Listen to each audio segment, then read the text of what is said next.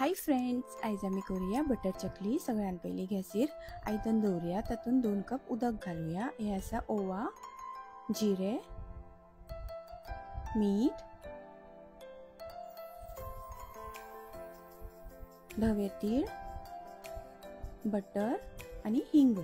का बरो एक खतखतो येवपाक जाय। एका सायडीन एका आयदनान 2 कप तांदळाचे पीठ, बेसन 1 कप, हे बरे मिक्स करून घेऊया।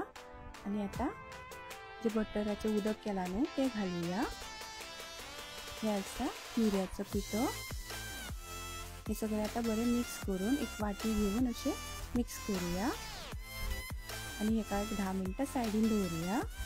आता चकलीच्या आयदनाक केल्ले तेल लावून तातूंत हे मिश्रण घालून असे काढून घेऊया चकली। पळोवू शकता एका सायडीन गॅसीर आयदन दवरून तातूंत तेल घालूया। तेल गरम जाले चकली हळू सोडून दिवया आणि दोन्ही सायडीन बरे भाजून घेऊया। गॅसीचो फ्लेम मिडियम आसपाक जाय। आता आमची चकली रेडी आसा। तुमकां समज हो व्हिडिओ लायक जाल्यार लायक करा, शेअर करा, सबस्क्राइब करा आणि देव बरें करूं।